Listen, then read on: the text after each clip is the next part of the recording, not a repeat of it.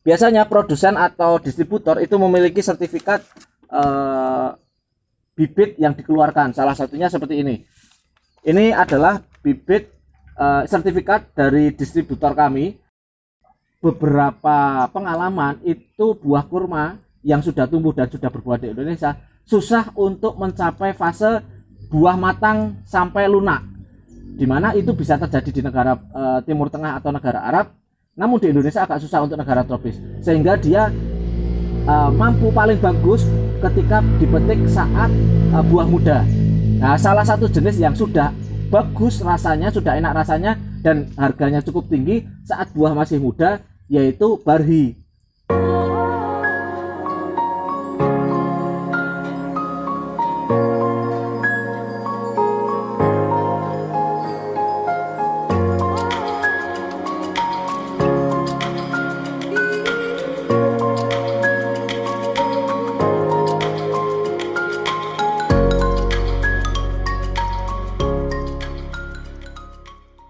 Jumpa lagi dengan kami di channel bibitbuahku.com. Di video kali ini kami akan membahas sedikit tentang kurma kultur jaringan atau bibit kurma kultur jaringan.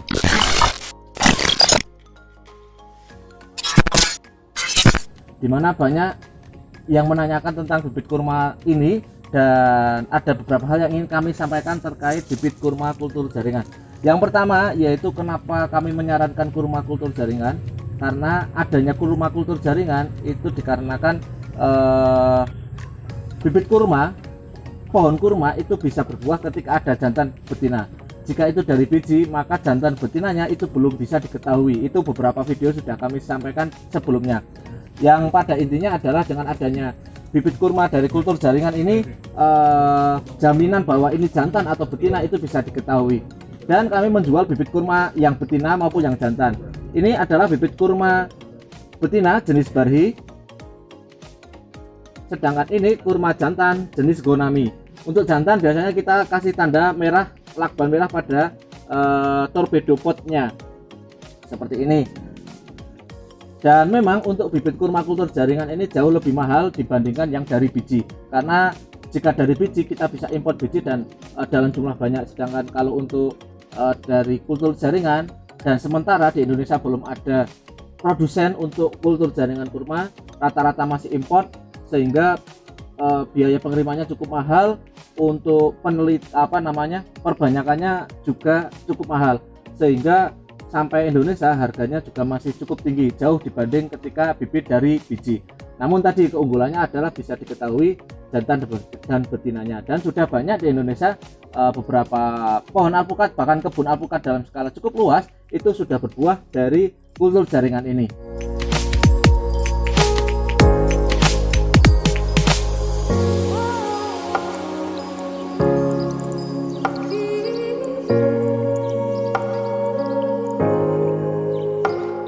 Yang akhirnya ketika Anda ingin membeli bibit kurma kultur jaringan, keaslian harus diprioritaskan, karena satu bibit harganya cukup mahal jika itu tidak sesuai dengan keinginan atau tidak sesuai dengan permintaan, di mana jenisnya beda ataupun yang aslinya permintaannya kultur jaringan namun yang dikirim dari biji, maka harus menjadi perhatian bagaimana cara mengetahui keaslian.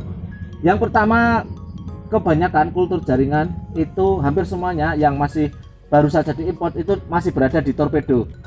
Nah, cuman pertanyaannya, apakah tidak ada bibit yang dari biji ditanam di torpedo? Apakah tidak bisa? Pertanyaannya bisa. Sehingga ada dulu ada beberapa kasus yang terjadi adalah ternyata bibit ada dari biji, sehingga harus diwaspadai keasliannya. Yang kedua, selain torpedo, yaitu sertifikat. Biasanya produsen atau distributor itu memiliki sertifikat bibit yang dikeluarkan. Salah satunya seperti ini. Ini adalah bibit sertifikat dari distributor kami, di mana ini dari luar negeri dan dicantumkan ada berapa jumlah pohon atau bibit yang masuk ke Indonesia dan masuk ke distributor, yang ternyata sebenarnya jenisnya nggak hanya Barhi, ada Red Heart Barhi, kemudian ada Iraqi dan sebagainya. Namun nanti kita bahas lebih lengkap kenapa yang kami tawarkan adalah Barhi. Sehingga sertifikat ini cukup penting untuk membeli bibit kultur jaringan. Jadi poin pertama berada di torpedo, yang kedua sertifikat distributor pengirim dari bibit kurma kultur jaringan ini. Itu jika dua hal itu sudah membuat Anda yakin, maka bisa Anda pastikan bibit itu asli. Atau yang selanjutnya yaitu penjual, mungkin Anda bisa kontrak dengan penjual atau istilahnya mencari penjual yang bisa dipercaya. Dan Anda tidak harus membeli di tempat kami, karena di penjual di tempat lain juga beberapa ada yang menjual bibit kurma kultur jaringan seperti ini.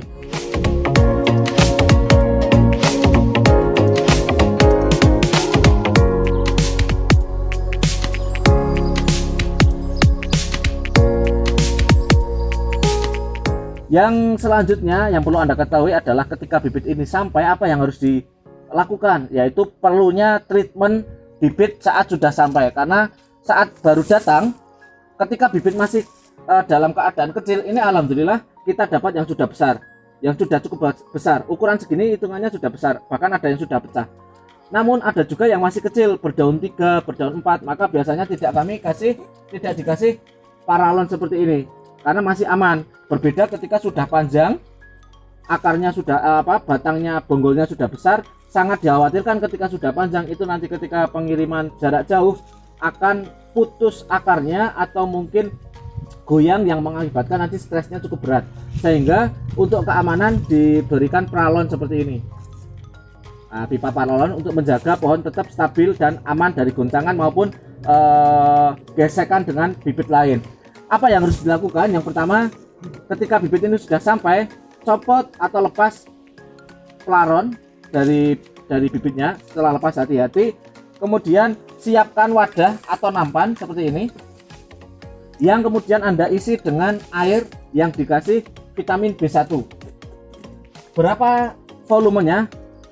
Kira-kira maksimal itu tinggi 2 cm, maksimal tinggi 2 cm dari dasar wadah, yang itu berisi air dan B1, kemudian direndam kira-kira 1 minggu, dan diletakkan di tempat yang teduh. Jangan sampai lebih dari 2 cm, karena dikhawatirkan nanti malah akar terpendam, tenggelam dengan air, terendam air sehingga malah busuk. Jadi cukup 2 cm itu untuk menjaga kelembapan tanah agar tetap stabil, agar tetap lembab tanahnya, atau media di torpedo ini itu. Dan biarkan sampai 7 hari. Setelah itu bisa Anda lepas dari torpedo. Untuk cara pelepasannya bisa Anda klik di video, di link pojok kanan video ini, pojok kanan atas video ini. Yang selanjutnya setelah itu bisa Anda lepas dan kemudian Anda taruh di planter bag, biarkan dia stabil, baru bisa ditanam. Dan jika ada daun yang menguning itu wajar, karena memang perjalanannya cukup lama selama dalam proses pengiriman dari luar negeri sampai ke Indonesia. Tidak masalah ketika itu batangnya sudah ikut menguning, kalau ini daunnya saja, jadi bisa dipotong di bagian daun yang kuning. Jika itu sudah sampai ke bagian batang, tinggal dipotong saja, tidak apa-apa, karena itu masih aman untuk menanggulangi biar keringnya tidak sampai ke bawah.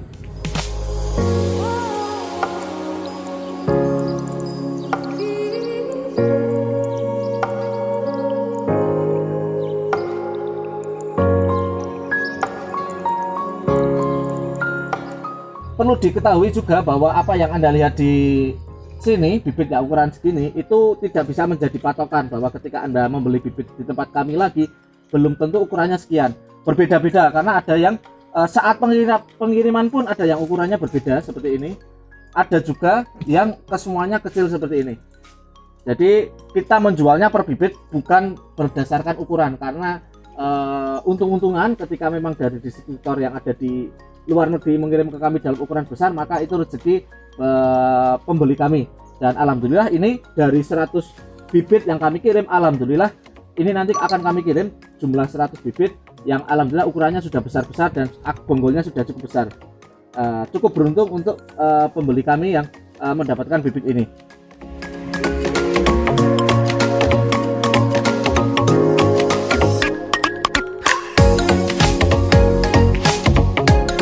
Menyambung tadi, kenapa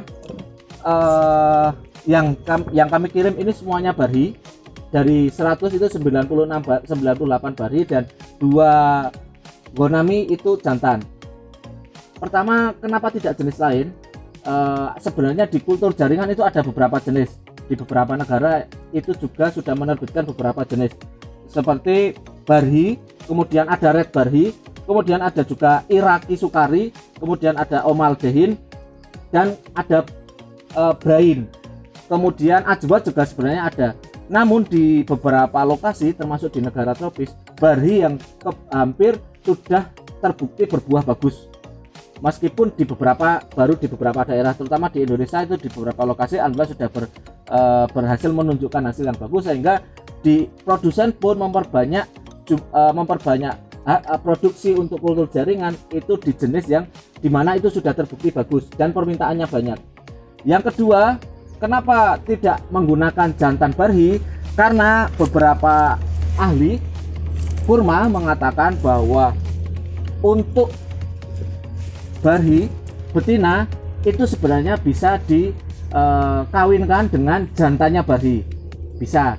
Hanya saja jantannya Barhi itu belum tentu bagus untuk menyerbuki betina-betina jenis selain Barhi. Nah, ada satu jenis jantan yang dimana itu bisa dikatakan jantan perkasa ya, itu dia bisa menyerbuki betina sembarang jenis, berbagai jenis. Contohnya adalah Gonami. Gonami jantan ini bisa menyerbuki beberapa jenis kurma betina, salah satunya Barhi betina. Dan itu yang mengakibatkan, itu alasan kenapa produsen kultur jaringan lebih banyak memproduksi untuk jantan, yaitu Gonami, dan jumlahnya cukup besar dibandingkan jenis lain. Dimana karena untuk satu jenis Gonami ini bisa dipasangkan dengan betina jenis-jenis lain, sehingga produsen lebih memilih untuk memperbanyak ini. Pun akhirnya kami sebagai penjual pun karena stok yang paling banyak adalah Gonami untuk jantan, sehingga yang kami jual adalah Gonami, dimana hasilnya nanti akan maksimal ketika jantannya adalah Gonami. Itu alasan kenapa jantan dan betinanya berbeda. Yang kedua, kenapa Barhi yang ditanam atau yang direkomendasikan? Karena di Indonesia adalah negara tropis, di mana beberapa pengalaman itu buah kurma yang sudah tumbuh dan sudah berbuah di Indonesia susah untuk mencapai fase buah matang sampai lunak, di mana itu bisa terjadi di negara Timur Tengah atau negara Arab. Namun di Indonesia agak susah untuk negara tropis, sehingga dia mampu paling bagus ketika dipetik saat buah muda. Nah, salah satu jenis yang sudah bagus rasanya, sudah enak rasanya, dan harganya cukup tinggi saat buah masih muda, yaitu Barhi. Sehingga Barhi ini dijadikan komoditas kurma di negara tropis yang bisa diandalkan, mengantisipasi ketika nanti ternyata kurma mudanya sudah harus dipanen.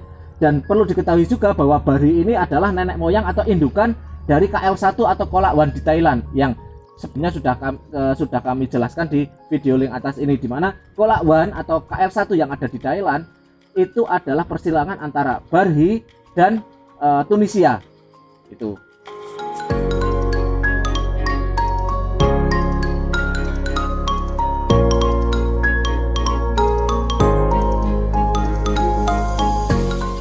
Padahal jika kita ketahui bahwa banyak orang sangat menyukai kurma Ajwa, dan salah satu kurma yang cukup mahal harganya adalah kurma Ajwa.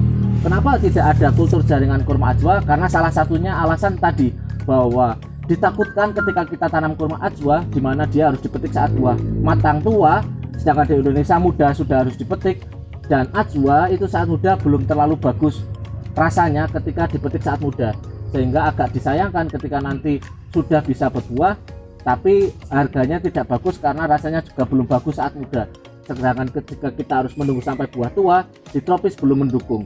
Itu alasan kenapa Barhi dan kenapa Ajwa yang rasanya bagus jarang orang tanam.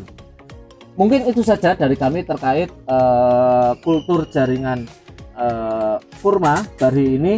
Dan jika ada pertanyaan silahkan tulis di kolom komentar. Jika ada pendapat lain silahkan tulis di kolom komentar. Dan ini insya Allah ini sudah kami treatment selama lebih dari 1 minggu. Ini sudah kami treatment selama lebih dari 1 minggu, dan nanti akan kami kirim ke pelanggan dalam keadaan insya Allah bagus. Dan di sana pun kami harap diterapkan lagi karena untuk mengantisipasi tanaman tetap bagus prima saat sudah ditanam. Jika menurut Anda video ini bermanfaat, silahkan klik like. Jika menurut Anda video kami kurang bermanfaat, silahkan dislike. Jangan lupa subscribe dan tulis komentar Anda di bawah ini. Dan ini dia bibit kurma Barhi kultur jaringan betina dan bibit kurma Wonami jantan kultur jaringan. Sekian, ini bibit buahku, mana bibit buahmu?